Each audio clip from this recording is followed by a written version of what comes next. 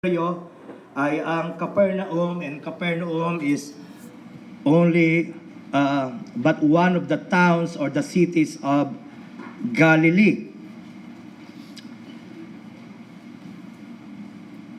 He went about doing good.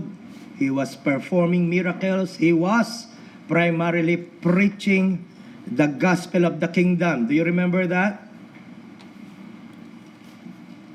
Again, by way of review, Mark chapter 1, verse 14, Now after that John was put in prison, Jesus came into Galilee, preaching the gospel of the kingdom of God, saying, The time is fulfilled, the kingdom of God is at hand, repent ye and believe the gospel. That's the primary message of Jesus Christ. You must return to God. You must repent. You must turn away from your idols. You must turn away from yourself and begin a journey back to God. And upon doing that, you must embrace Him. You must rest upon Him. You must believe Him. You must acknowledge Him. You must recognize Him as the only King. He is the King of Kings and the Lord of Lords. Yan ang mensahe ng ating Panginoon. He was demonstrating His authority as such, as the King of Kings and the Lord of Lords, through His speech, as He teach God's Word, and as He perform miracles. Nagpapalaya siya ng demonyo, nagpapagaling siya ng may mga sakit, nangangaral siya ng mayroong kapangyarihan, malinaw at unti-unting lumilinaw sa mga taong na kakatanggap ng kanyang ministeryo na hindi siya karaniwang guro. Ang huli sa mga pagpapagaling na ginawa niya that was recorded in chapter 1 was the healing of the leper. You would remember that after the leper was healed, he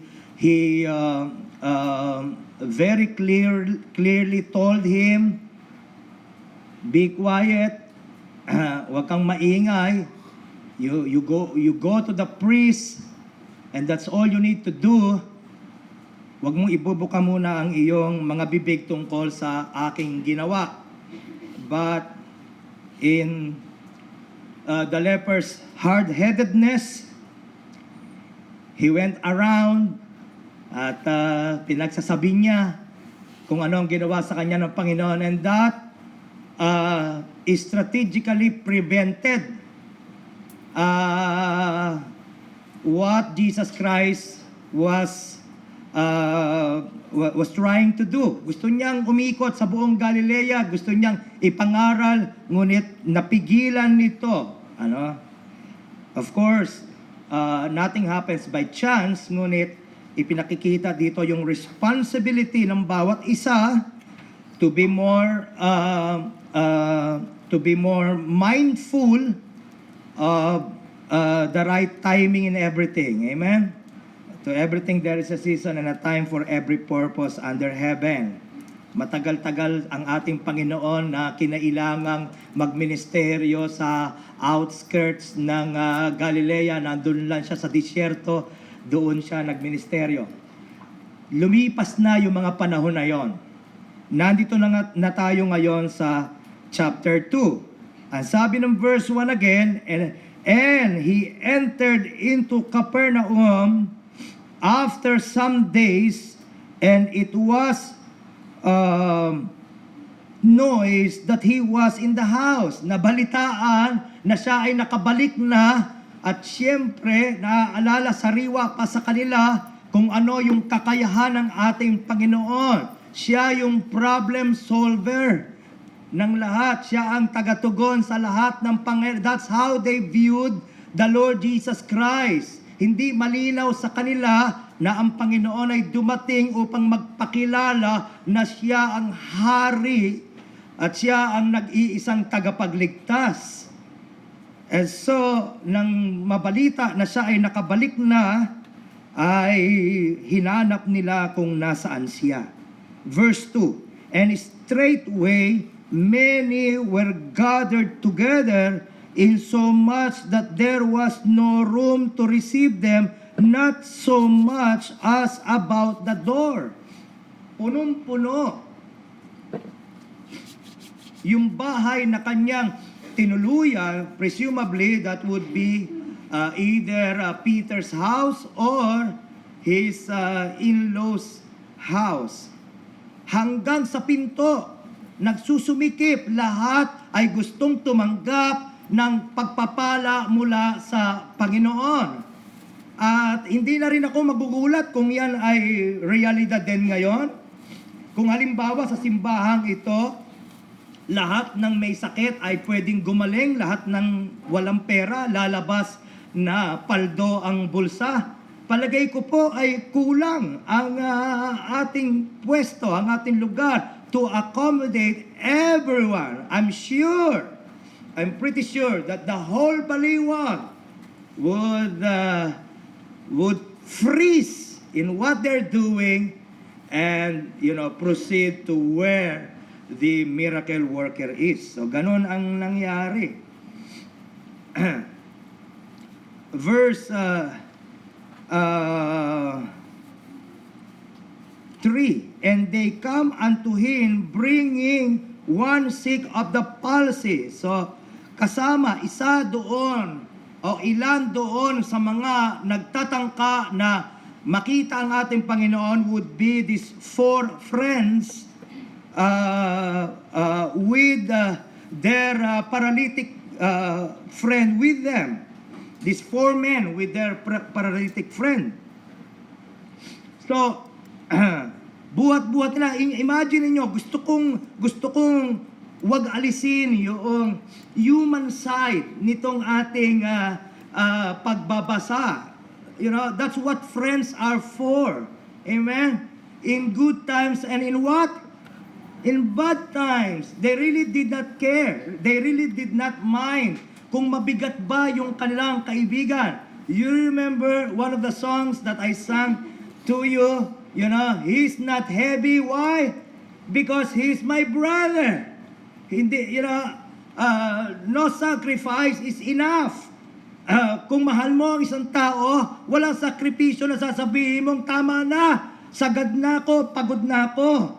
Yun ang nagagawa ng pag-ibig. Yun ang nagagawa ng pagkalinga at mapalad itong paralytic na ito to have find friends like that. And blessed are you if you have friends like that. You see, isang regalo ng Diyos sa atin, ang mga kaibigan, na hindi tayo iiwanan sa lahat ng panahon. You see, walang anumang pwede. Nothing could come between true friends. Wala. You see, hindi dahil pareho silang hindi nagkakamali, hindi dahil pareho silang maayos, hindi, kundi nagagawa nilang tignan beyond the imperfections ng bawat isa ang isa't isa. Hindi ka pumapasok sa pakikipagkaibigan so that you may get something out of this relationship. You enter into this relationship, you get involved with this relationship because you would want to be a blessing. You would want to give instead of receiving something. So binubuhat nila kahit mabigat. Imagine niyo yung ang dami-daming mga tao, naghahanap sila ng paraan para mailapit nila ang kanilang kaibigan. And they come, verse 3 again, and they come unto him, bringing one sick of the palsy, which was born of 4. And when they could not come nigh unto him for the press, nandun na ang ABS-CBN. ng Channel 5. Bilhin nyo yung joke ko. Amen. Sisiksikan, walang lugar para makapasok sila. And they uncover the roof. So naghahanap sila ng pwedeng lugar kung saan pwede nilang mailapit ang Panginoon. At dahil wala kahit saan, they remembered, this is very typical sa mga bahay sa Middle East during the time, na merong hagdan papunta sa itaas. At ang mga bubong ng mga bahay noong araw, sapagkat medyo may kainitan doon, ay pinaghalong mga tambo at mga putik na tumitigas habang umiinit. So, ganun nila ginagawa ang bahay. Kaya, ang bubong. Kaya, madali nating imaginein na madali nga itong tuklapin. At yun ang naisip nila. They hurried up the roof dahil yun ang nakikita nilang tanging paraan. Anong sumunod na nangyari? Verse 4, and when they could not come nigh unto him for the press, they uncovered the roof where he was, where Jesus was, and when they had broken it up, they let down the bed wherein the sick of the palsy lay. And when Jesus saw their faith, habang ginagawa nila ito, Jesus being God incarnate was able to read their hearts. At nakita nila kung anong klaseng pananampalataya ang taglay ng apat na magkakaibigang ito. Maaaring nagsusugat yung kanilang mga kamay. Maaaring punong-puno na sila. They were soaked sa kanilang sariling pawis. Maaaring lumuluha because of the pitiful condition of their friend. I mean, ang dami-dami pwede mong patakbuhin, paganahin ang iyong imahinasyon kung anong uri, kung anong damdamin meron sila. But more than that, they had faith. At ano ba ang pananampalataya at bakit sinabi at bakit ito ay kinilala ng ating Panginoon na tamang pananampalataya? Well, Hebrews 11:6 would remind us that without faith, it is impossible to please God. And he that comes to God must believe that He is. So, ang pananampalataya ay kinapapalooban ng malaki at matibay na paniniwala na siya nga. Siya ang Diyos. Siya ay makapangyarihan. You understand His person. Nakikilala mo kung sino siya. Gayon ang biblical na pananampalataya. Kaya resolved sila. That's why they were resolved in their hearts to bring their friend before Jesus because they believe who He is and what He can do. Sobra silang persistent dahil iniisip nila wala nang iba na pwedeng mag-address ng problema ng kaibigan namin, kundi siya lang. At gagawin namin ang lahat ng kailangang gawin para mailapit siya sa Panginoon. Mga kapatid, larawan niyon dapat ng bawat isa sa atin. We who claim to believe, we who claim to know the Lord Jesus Christ, to what extent are you willing to go to bring your loved ones to Jesus? Hanggang saan, hanggang ano ang handa mong gagawin para kung naniniwala ka na ang kailangan ng mga mahal mo sa buhay, mga kaibigan mo, mga kakilala mo, ay ang Panginoon na magkaroon sila ng personal encounter with our Lord Jesus Christ. Ano ang gayak mong gawin? Ano ang handa mong isakripisyo para maipakilala sila sa Panginoon? Evidently, these four friends were willing to do just about anything. You are our friend's only hope.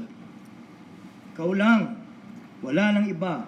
He that comes to Him, lumalapit. Ang totoong sumasampalataya, lumalapit, hindi lumalayo, lumalapit sa Panginoon. He that comes to Him must believe that He is. Habang lumalapit ka, naiintindihan mo, nauunawaan mo na ikaw ay iba sa lahat.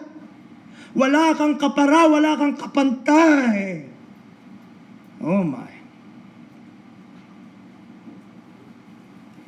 And that He is the rewarder of them that diligently seek Him. Oh God, you are able. Alam nyo, in one sense, in some sense, yan ay rebuke sa mga kagaya natin, o to be more specific, sa kagaya ko.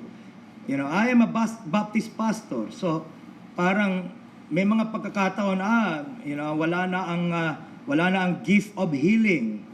Tapos na yung panahon na ang Diyos ay nagbibigay ng kapangyarihan para sa malahimalang pagpapagaling. And yet, iniwanan tayo ng Diyos ng tagubilin that we ought to pray. We ought to pray for the sick. Now, question, when we pray for the sick, do we really believe that God would answer our prayer? Most probably, sa likod ng ating pag-iisip, hindi lang for the sick, kundi kung ano man yung circumstansya na kinaroroonan ng bawat isa na ating ipinapanalangin. Ang tanong, naniniwala ba talaga tayo na sasagutin ng Diyos at kayang sagutin ng Diyos ang ating mga panalangin? Minsan nagugulat pa tayo. Akalain mo yun? Yung mga sinasabi ko sa Panginoon, ginawa niya. Merong isang kwento na nabasa ko, merong isang pastor na dumalaw sa isang terminally ill na kapatiran, matanda na siya. And so, alam niya at sinabi sa kanya ng doktor, alam ng mga kamag-anak na bilang na lang ang araw niya. So, itong pastor na ito ay nagpunta doon sa paniniwala na kailangan niyang ihanda ang isip at ang puso ng taong ito sa pagharap niya sa inevitable na pagharap niya sa Panginoon. So, he chose verses and passages from the Bible that would do just that. Ano bang isa example niyan? Pagka binasa ko na to sa inyo, medyo delikado na. Amen? So, ano ba? I'm trying to... 2 Corinthians 4 would be a typical passage that a pastor would read. Pagka medyo iniisip niya na baka malapit na.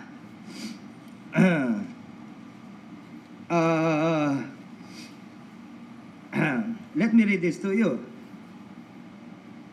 Ang kinakabahan ako ito, baka makalimutan ko na binasa ko ito sa inyo at isang araw pagdalaw ko sa inyo, birthday nyo pa man din.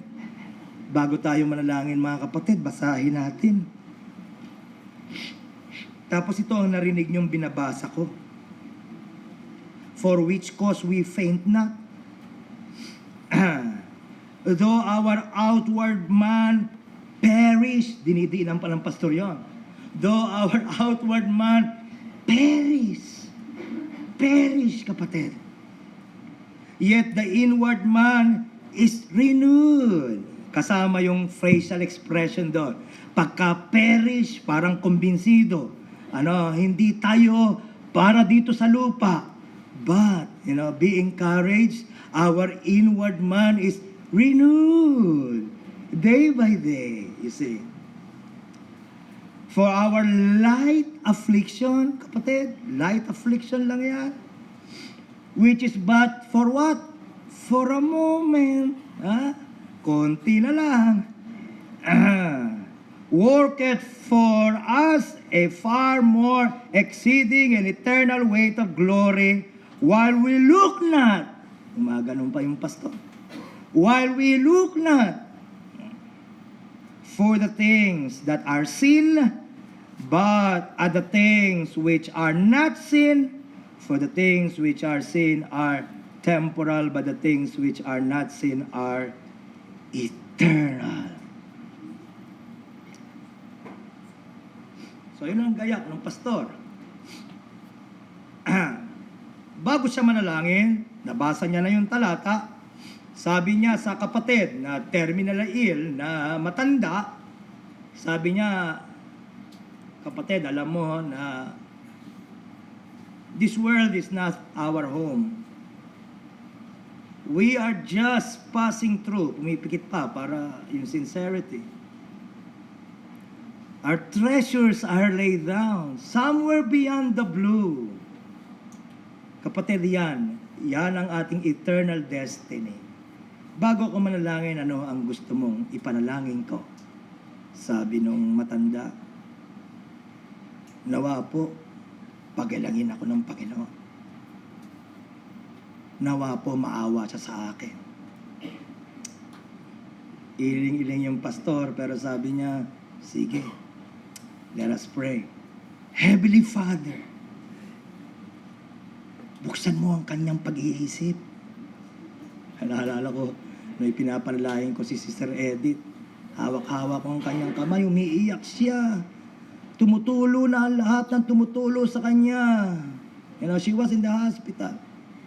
At ako umiiyak na rin sapagkat nadadala ako yung kanyang nararamdamang bigat sa kanyang karamdaman. Pagdilat ko, sabi niya, aray! All along pala ang hawak-hawak ko ay kung nasaan nandoon yung kanyang IV. Kaya pala siya umiiyak ay dahil nagdudugo na yung kanyang suwero. So nanalangin itong pastor na ito, Panginoon, hawak po ninyo ang buhay, ngunit kagaya po ng hiling ng aming kapatid na ito, kung kalooban mo, ay bigyan po ninyo siya ng kagalingan. Ngunit, hindi ang aming kalooban, kundi ang iyo ang mangyari. Amen. Pagkasabi niya ng amen, yung matanda ay biglang tumayo. Huwag po kayong tatayo! Gusto ko pong tumayo, Pastor. Huwag kayong tatayo! Pastor, naniniwala po akong ako'y gumaling na. Nararamdaman ko po na sinagot ng Panginoon ang panalangin niyo, Pastor. Maraming salamat, Pastor. At tumayo yung matanda at nagsimulang nagtatakbo sa labas. Gumaling na ako. Naawa ang Diyos sa akong umiiyak. At pinagpapatotoo ang ginawa ng Panginoon sa kanya. Pastor ay iiling-iling dahil nakita niya ang ginawa ng Diyos. Nung siya ay nasakyan na, tumingala siya sa langit. Sabi niya, Panginoon, sa uli-uli, huwag niyong gagawin sa akin yan. Siya ang napahiya. Mga kapatid, ang ating Diyos ay Diyos na may magagawa. Maging ang imposible sa ating paningin. God still answers prayer. Amen? Gayon ang paniniwala nitong apat na mga kaibigang ito. So dinala nila at ibinaba nila ang kanilang kaibigan sa harapan ng ating Panginoon. By the way, gusto natin linawin itong ibig sabihin ng pananampalataya sapagkat sa aklat ng Marcos and also this is the first time that the word faith is mentioned in the book of Mark. There are only 5 times that this word would be mentioned at ito yung unang-unang pagkakataon. At every time na ginagamit ni Mark itong salita na ito, pananampalataya, pistis is the Greek equivalent. It's a noun. Ang verb niya ay pistuo or pistuo. Ito ay palaging may kaakibat na aksyon. Ang pananampalataya ay hindi pag-iisip lamang. Ang pananampalataya ay hindi pakiramdam lamang. Ang pananampalataya sa pagpapalinaw, pagpapaliwanag ni Marcos ay palaging may ginagawa sa iyo. Sumasampalataya ang apat na mga magkakaibigan at ginawa nila ang lahat. May aksyon na nakita sa kanila. Sila ay palapit sa Panginoon at ginawa nila ang lahat upang madala ng kagalingan ang kanilang kaibigan. Gayon ang tunay at biblikal na pananampalataya.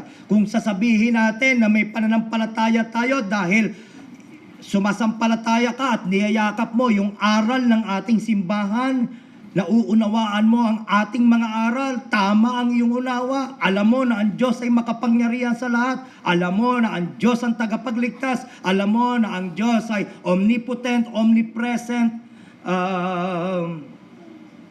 omniscient, you know that this God is immutable, so on and so forth. You know your theology, you have memorized your theology. Kung gayan ang iyong kalagayan, ang sabi ng Biblia, sabi ni Santiago, ang demonyo man ay naniniwala din. Ang demonyo man ay naniniwala rin sa theology ng Biblia. Naniniwala siya sa Diyos, theology. At nanginginig pa, may damdamin pa siya habang naniniwala siya sa Diyos ng Biblia. Alam niya kung ano ang kakayahan ng Diyos ng Biblia. Alam niya kung sino ang Diyos ng Biblia. At kung ang pananampalataya mo ay hanggang sa alam mo lang, marami ka lang alam, qualified ka na maging demonyo. Hindi pa tayo lumagpas doon sa biblikal na pananampalataya. Ang biblikal na pananampalataya, yung pananampalatayang nagliligtas, yung pananampalatayang taglay ng bawat isang anak ng Diyos ay pananampalatayang may pagkilos, pananampalatayang may pagtugon, hindi patay na pananampalataya. Do you remember that? That's one of the pictures that was used in the Bible by James, to be more specific. It's a dead faith. Ano ba yung patay? Yung patay, mukhang tao lang, pero wala nang buhay, wala nang pagkilos, wala nang paggalaw. Sa itsura, walang pagkakaiba yung buhay sa patay, pero sa pagkilos, nagkakaiba. Ikaw ba ay nagtataglay? Ako ba ay nagtataglay ng buhay na pananampalataya? Pananampalatayang nararamdaman, pananampalatayang nararanasan, pananampalatayang nakikita. Biblical faith is more than the understanding that we are justified by faith. That we are justified by God. Kasabihan ng ating mga ninunong mananampalataya, sola fide, by faith alone. But then they would immediately follow it up with another phrase, but the faith, we are saved by faith alone, but the faith that saves is not alone. Kinakikitaan ito ng pagbabago ng disposisyon. Kinakikitaan ito ng pagbabago ng buhay. In fact, yung mga naunang mananampalataya sa atin ay nilinaw itong mabuti. Nagsisimula ang biblikal na pananampalataya sa tinatawag nilang notitia, the Latin word notitia, which means knowing something. Palaging ang pananampalataya nang gagaling nagsisimula sa pagkaunawa. Faith comes by hearing, hearing of the word of God. Doon ba natatapos? No. After that, they would add, from there, you would experience ascensus. Ano ibig sabihin ng ascensus? Believing that what you know is true. Nakilala mo, naunawaan mo ang lahat tungkol sa Diyos, anuman yung narinig mo. Pero hindi doon natatapos.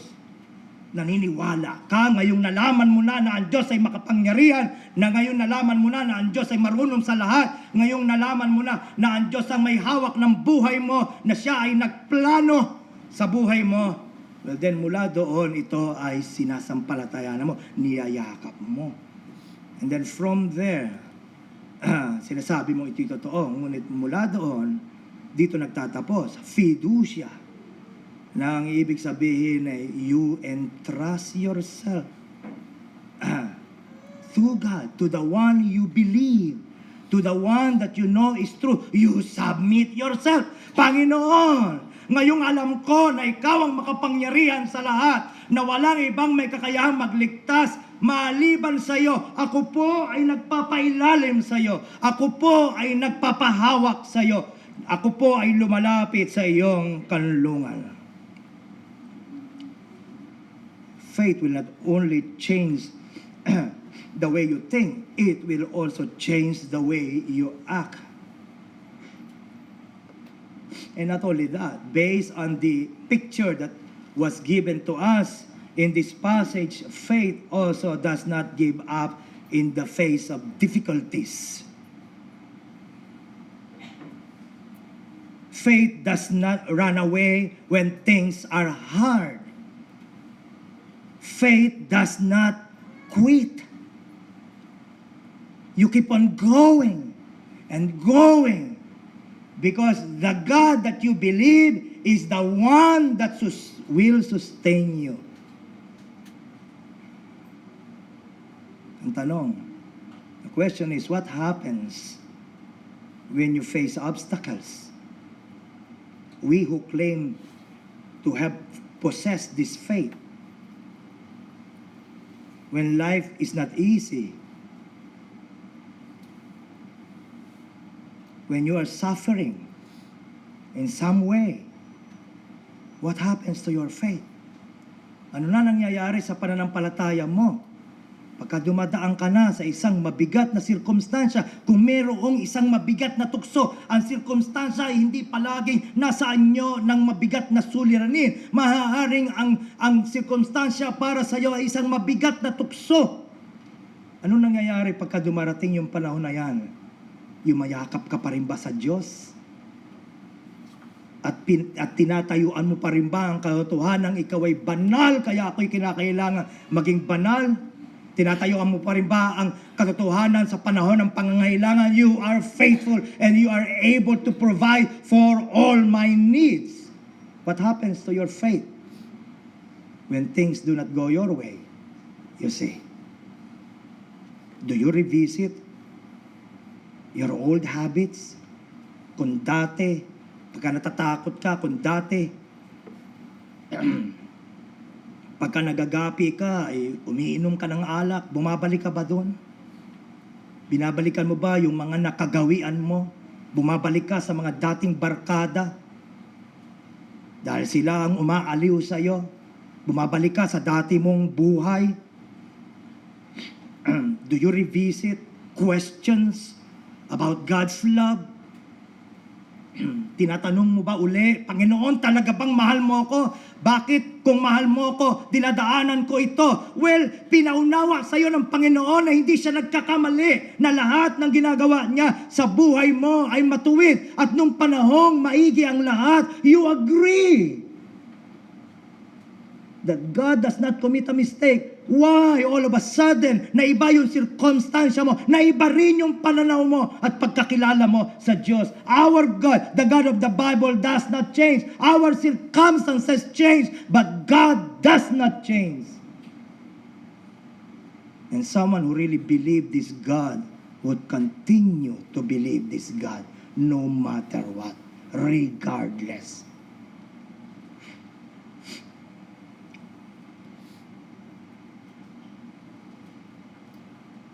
Does your old self resurfaces again? Lumilitaw na naman yung dating ikaw.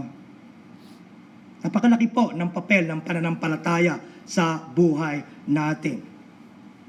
You're doing what you're doing, I'm doing what I'm doing, for example, as a husband to my wife, according to what I believe. Ginagawa mo ang ginagawa mo konforme sa kung ano ang pananampalataya mo, kung ano ang pananaw mo. Ginagawa mo kung ano man ang ginagawa mo sa anak mo, sa mga kapitbahay mo, sa eskwelahan mo, kung nag-aaral ka, sa trabaho mo, sa finances mo, lahat apektado ng pananampalataya mo. Kaya kung palinghado at hiwalay sa sinasabi ng Biblia ang lahat ng ginagawa natin, well then palinghado ang ating pananampalataya. At kung gayon, we cannot please God. Relihiyoso tayo, yes, but we cannot be pleasing to God.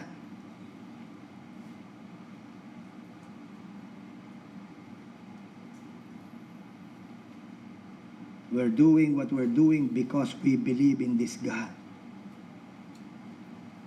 Now let's continue on.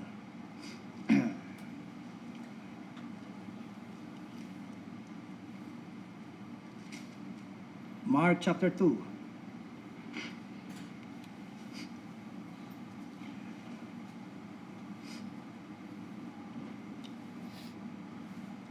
Verse 5, when Jesus saw their faith, he said unto the sick of the palsy, Son, thy sins be forgiven thee. Nandito, finally, pagkatapos ng napakaraming hirap at pagod, makarating lang sa presensya ng ating Panginoon, excited na yung paralytic na tumanggap ng kagalingan sapagkat nakita niya how Jesus Christ do it. Habang iniintay niya, i-pronounce ng Panginoon, you are healed. Siguro nakapikit pa siya dahil sa kanyang excitement, iba ang narinig niya. Ano ang kanyang narinig? Sabi ng talata, Son, thy sins be forgiven thee. Mga kapatid, nakikita ba natin na ang pinakamalaki nating problema ay hindi kalusugan? Na ang pinakamalaki nating problema ay hindi financial? Kung naniniwala ka na ang Diyos ang determiner, ang talagang determiner ng kung ano ang pinakamahalaga sa buhay natin, well then, nandito, nilalatag niya sa ating harapan. Napakadali para sa kanya na i-pronounce, you are healed. Go and enjoy life. Pero hindi yun ang kanyang ginawa. Matagal ka nang malayo sa akin. Dahilan sa kasalanan. We have been separated from God because of our sin. And we shall spend eternity separated from God because of our sin. This is another way. This is Christ, another way of saying, I want you to come to me. I want you to establish a relationship with me that thy sins have been forgiven.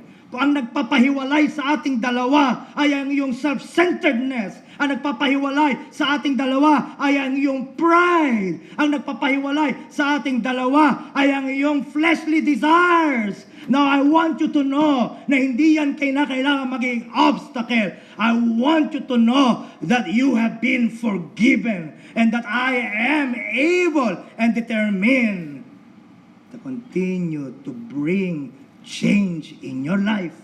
Gusto kong magsimula ng kaugnayan sa iyo. Kapatid, mga kapatid, ito ang mensahe ng Diyos sa atin.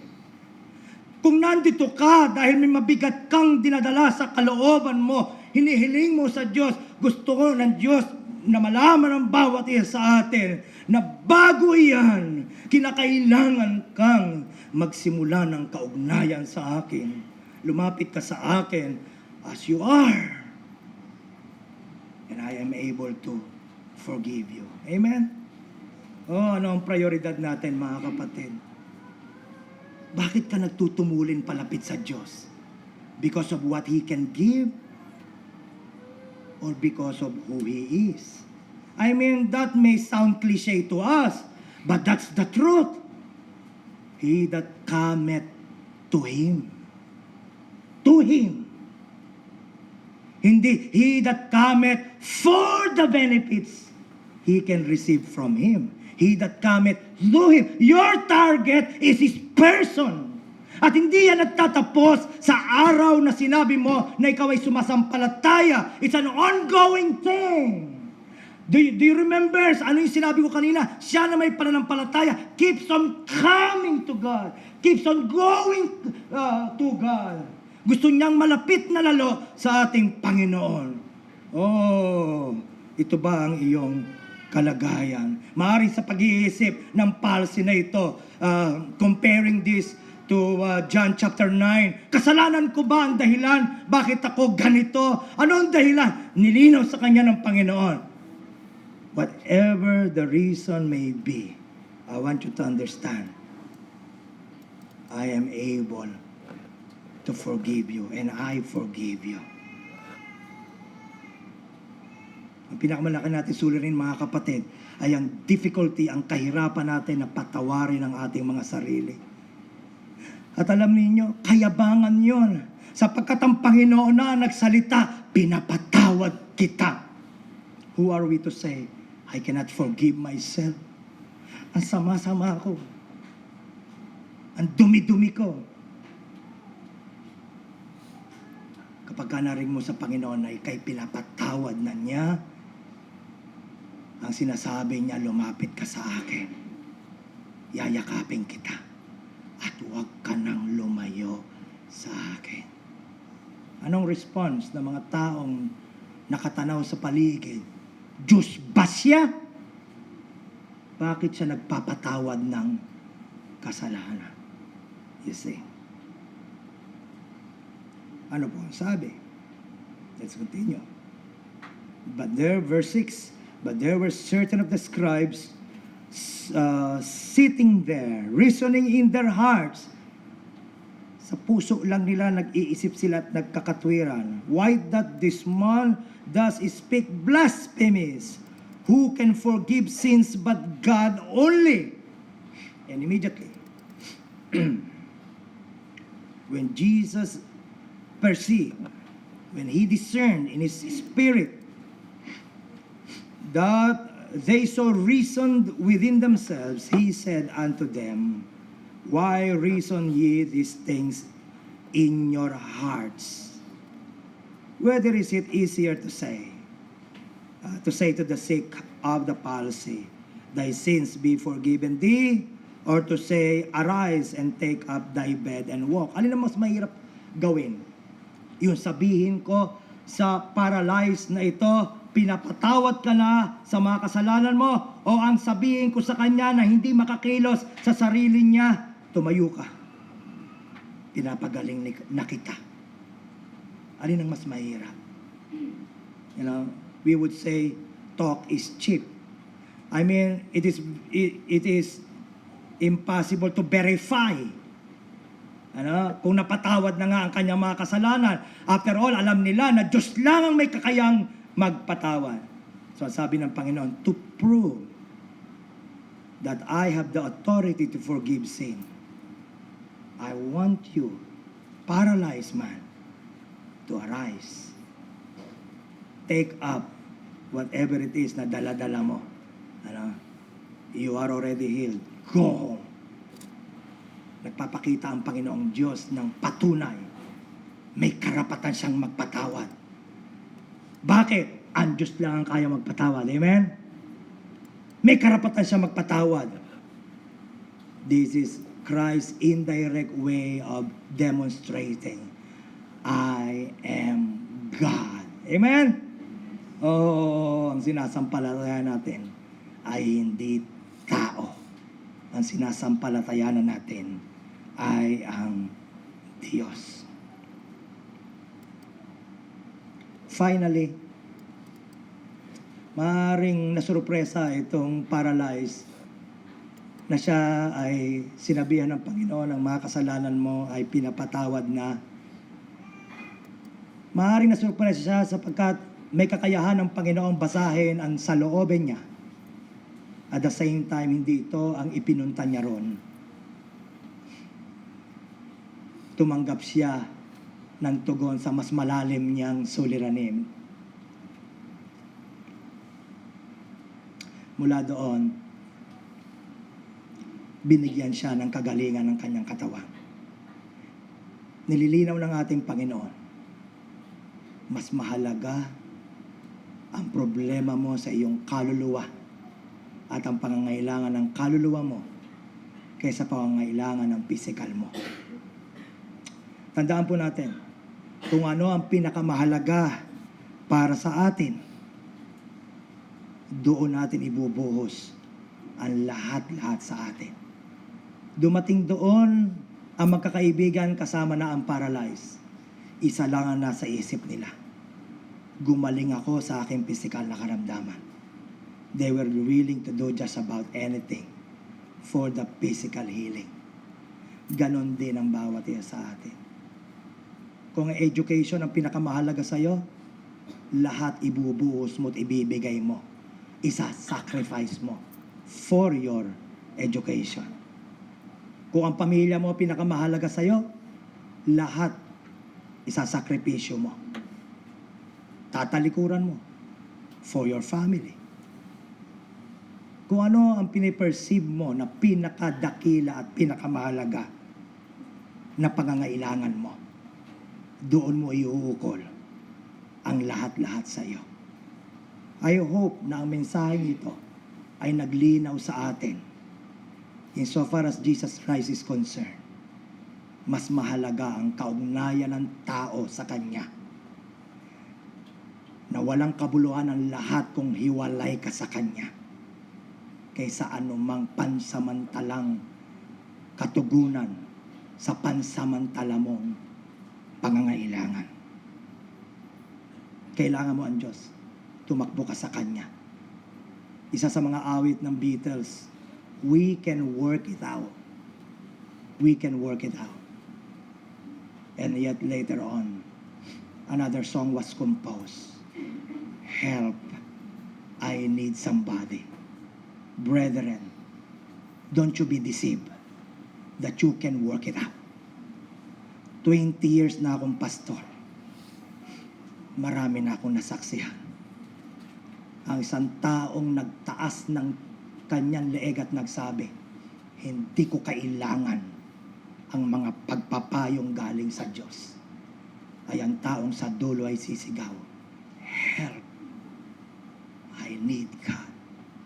Huwag mo hintayin na kapag hinahanap mo siya, hindi mo na siya matagpuan. Shall we all stand?